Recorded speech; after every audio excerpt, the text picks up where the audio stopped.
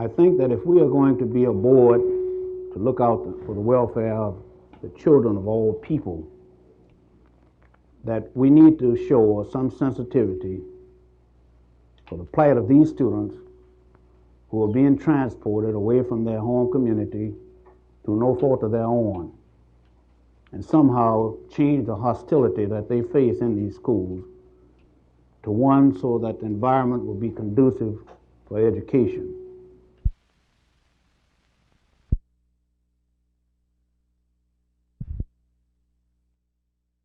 This corner at Haskell and Ross is often hazardous enough for experienced pedestrians, but yesterday a creature more common to the fields and forest ventured here. The experience was overwhelming, and he was forced to find refuge in a nearby liquor store. Manager Gene Streetman explained. Oh, I was coming to work about 9:30, and he was running and dodging cars, and I stopped and brought him on into the store, and he was real nervous and scared, and I don't know where he came from. I'm sure probably someone brought him in, and maybe his mother died or something. They were trying to take care of him, but evidently he got loose, and it's a wonder a dog or a car didn't get him first. And, now, as nice as your liquor store is, it's no place to raise Bambi. What are you going to do with him? We were going to give him to the Marsalis Zoo, but I hate to put him in captivity, and so we found a man that has a ranch. Gene, I noticed you were feeding the deer something in the bottle. What are you feeding it? Milk, just milk, I promise you.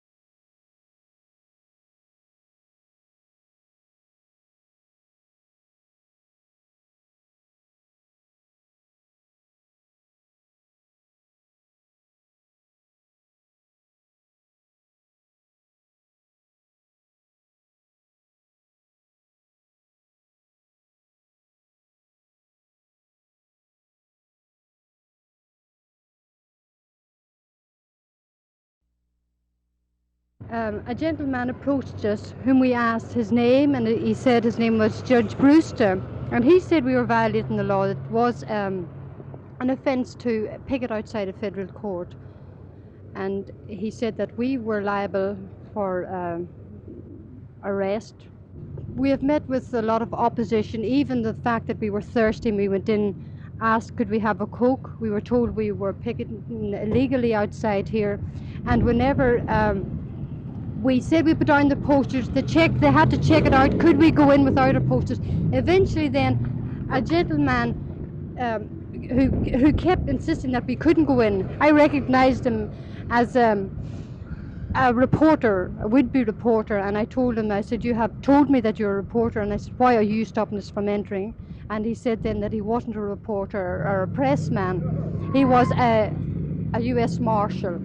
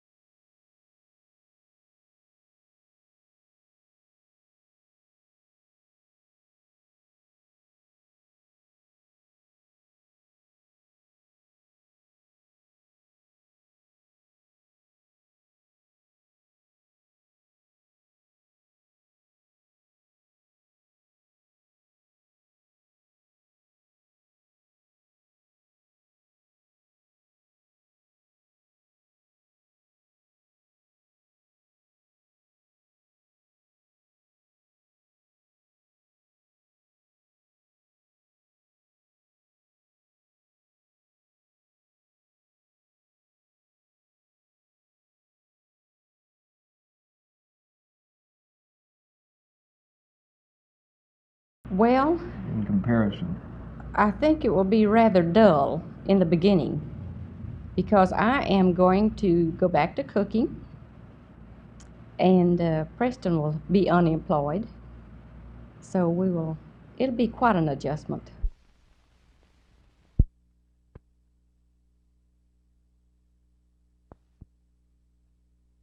But I am not sorry at all that he was defeated. We're both up in years.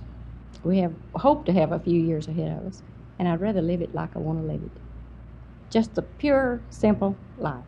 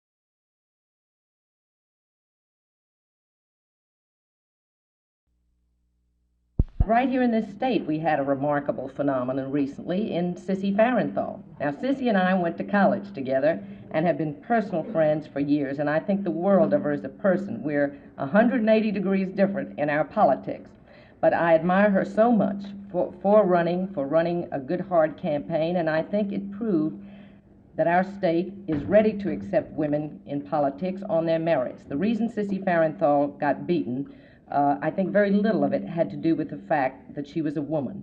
I think that actually it was her stands and her politics that caused another victor, not that our Texans are prejudiced against qualified women. And of course here, that's the meaningful word, is qualified.